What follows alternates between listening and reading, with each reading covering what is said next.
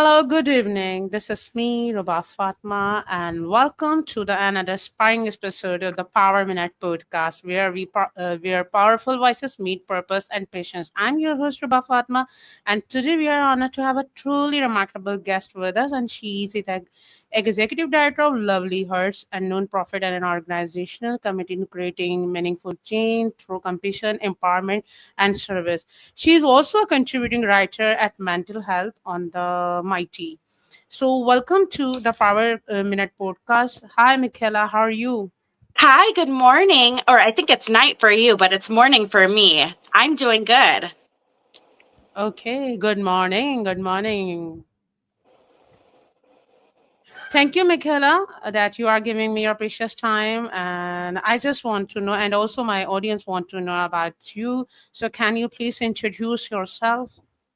Yes, my name is Michaela. A lot of people call me Love. It's my nickname because I help out the homeless and I do a lot of humanitarian work.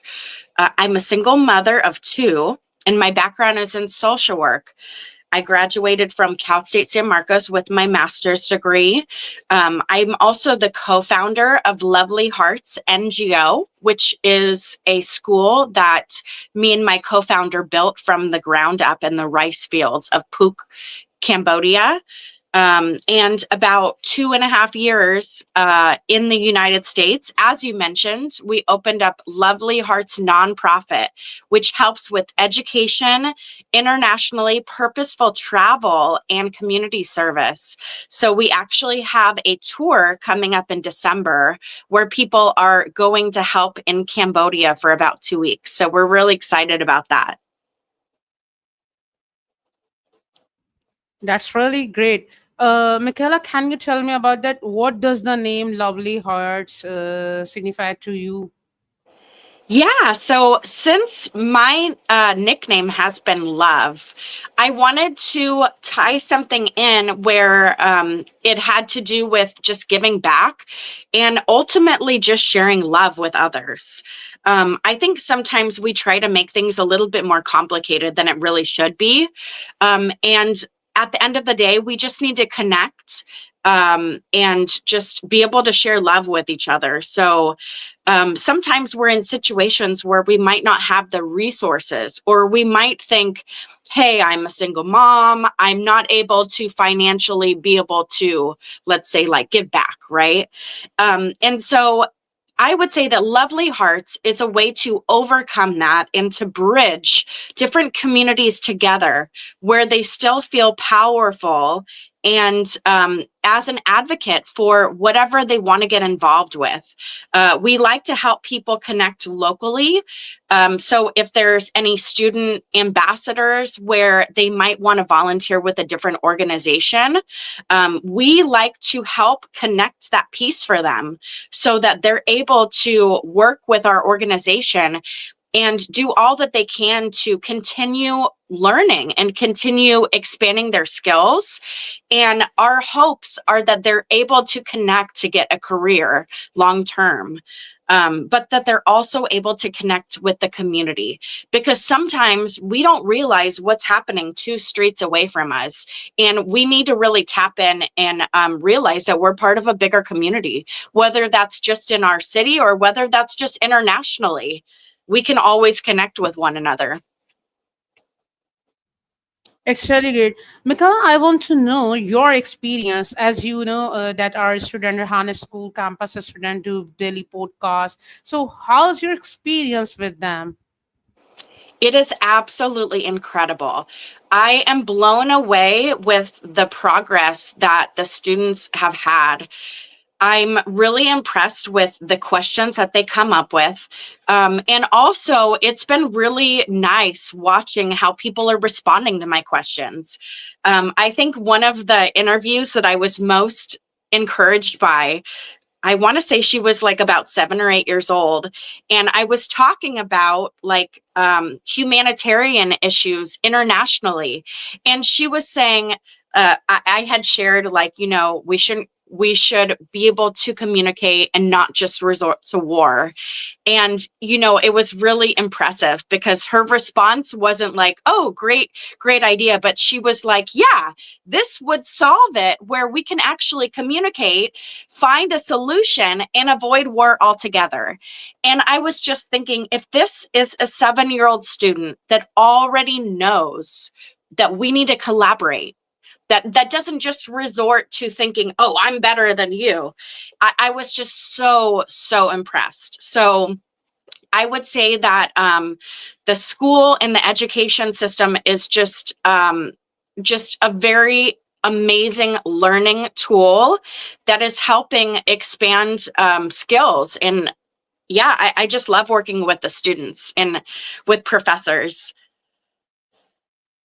That's really great, Michaela. And Michaela, I want to know that you always do interview podcast with all the students and all the team members.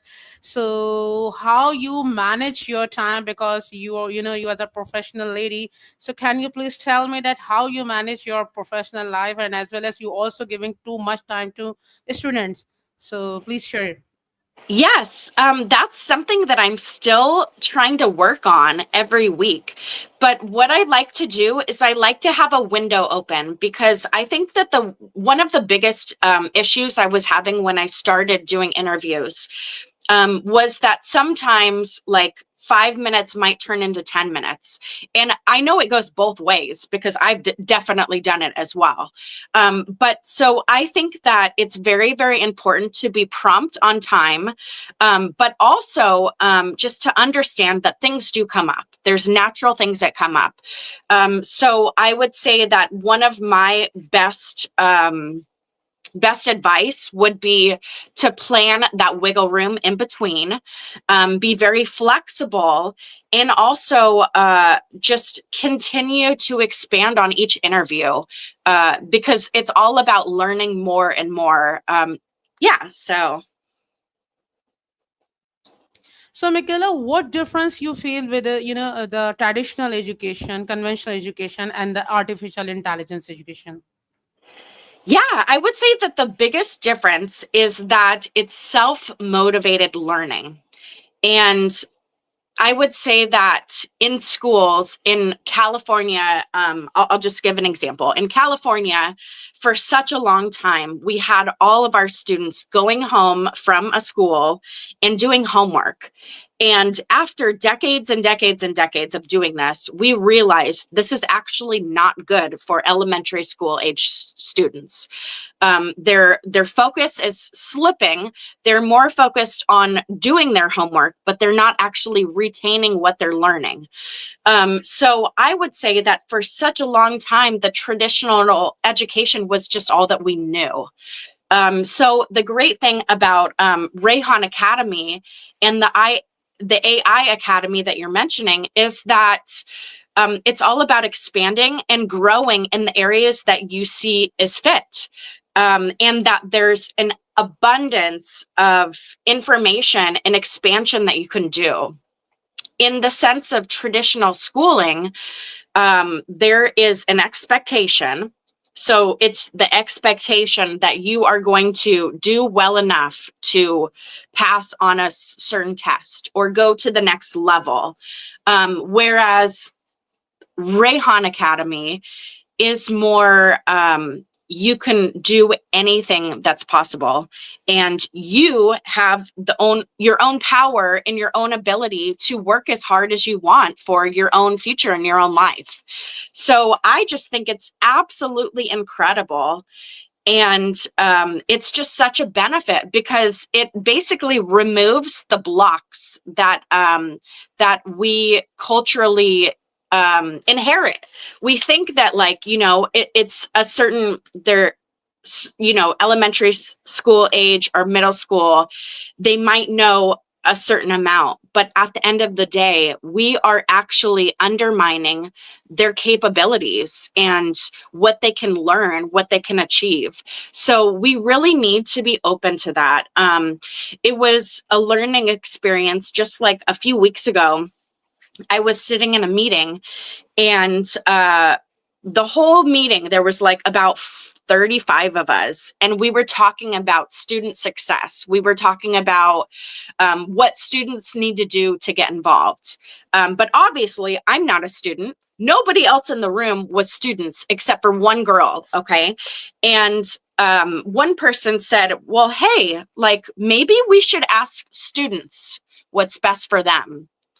And there was this big pushback by the whole group in the room, was like, no, no, no, but students don't know best. They're, and it was really interesting because the one student in the room, she raised her hand and she said, actually, I think students would love to be able to give our feedback and be able to talk about this and actually create a plan that the students want, not just what the parents and the adults and the administrators think they should want. So I think that the best way to address this is for children and anyone of any age to take control of your learning and do as much as you can. Make it a daily practice to continue to read news articles or to continue to learn statistic articles, just to continue daily learning. That's great. Michaela, as you live in Cambodia, so which type of curriculum or what syllabus they use in the classroom? Are they using the artificial intelligence curriculum, or they have their, the different subjects? Yeah, so I go to Cambodia about twice a year, and I've been helping in the schools there for about, maybe it's been like about 8 years now. And so what I've noticed is there is a huge difference between private schools and public schools. Um, One of the things that public schools do is they have a certain standard for every single school. Private schools are a little bit different because they might have different focuses. But I would mention to you that AI is not being utilized as much as it should be. This is something that they are expanding. I know that they had an AI conference, I want to say like about a week and a half ago in Cambodia. So this is something that they are working on, but as of right now, it's just not as advanced. With that said, I do know a few public school professors in Cambodia, and what they do is they do try to kind of like fit it into the curriculum. So last time I was in town, one of my friends who's a teacher, he was having all of his students make a video with AI on like advertising. So he was really impressed. He was actually showing me some of the videos, and some people would just make like a very simple video.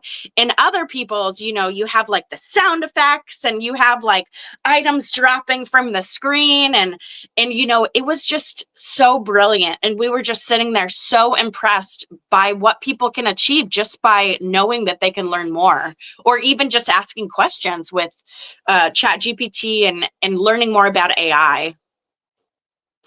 So they definitely have a lot more. They need to expand on utilizing AI in schools and classrooms, but right now it's just not fully where it should be. Amazing. Michaela, I want to know, what's your long-term vision for Lovely Hearts nonprofit organization? Yeah, so I would absolutely love to see a Lovely Hearts in every country. I want to start small. So we started in Cambodia just because it's like a second home to me. But I do hope that we can get to Pakistan, do a tour to Pakistan, because the biggest thing is being able to connect and to bridge different communities. A lot of times we have these stereotypes of certain cultures or certain ethnicities. And it really takes having a conversation to kind of like realize that a lot of these stereotypes aren't true. And so I think that that's very, very important. Like even in my own background, my grandfather is from Lebanon. in the Middle East. Lebanon is one of the countries that kind of jumped into the war with Israel defending Palestine. And, that's one thing that people don't know about me that often is that my background is Middle Eastern. I don't just like talk about this thing or that thing. I like to do my research. I like to really learn more and connect with people so that I can have a better understanding.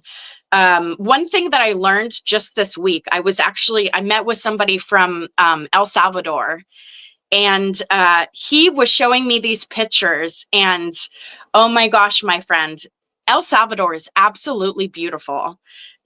You can see 3 volcanoes from one area. You can just see them, and they're just so, so beautiful. And just there's a lot of vacation places in El Salvador. But in the news right now, we hear about the M13 gangs and everything. And that's pretty much all that we hear about El Salvador. But this friend of mine was saying, well, actually, in El Salvador, the president has been doing very, very well. He removed 2% of the criminals in El Salvador in his last few years in office. So it's really good to have those conversations. And when it comes to Lovely Hearts, I would love to see mental health and education expand. So this might be us going into different campuses. This might be us building campuses, but mainly it's just supporting others and linking people to resources that they might need. Thank you so much, Michaela, for your precious time. As we have only 4 minutes left, because I just take your 20 minutes. You have busy schedule. I can understand. So, in the end, what message you will give to the Rehan school students, Rehan schooling system, as you have 1 year or 2 year experience with them. So, what's the suggestion? What's the feedback? And what would you like to say? So, please share. Yeah, I would say be unique. I do have a lot of students reaching out to me.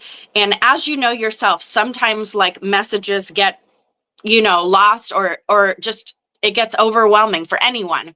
So I would say it's very good to continue to reach out if somebody might not see your message, but also try to be unique in the way that you reach out, because that's one thing that people notice is like, do I want to connect with this person?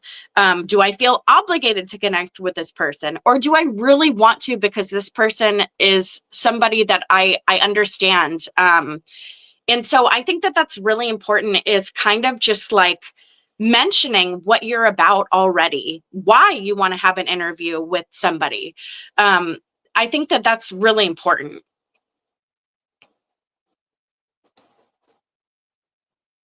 Thank you so much, Michaela, for your precious time and the experience you share with all of us. So please take care. And so viewers, we will meet with a new guest and then the podcast. So Allah Hafiz and goodbye. So good morning and goodbye from the Pakistan. Bye bye. Thank you so much. And it was so nice talking with you. Thank you so much. Bye bye, Michaela. Take care. Bye.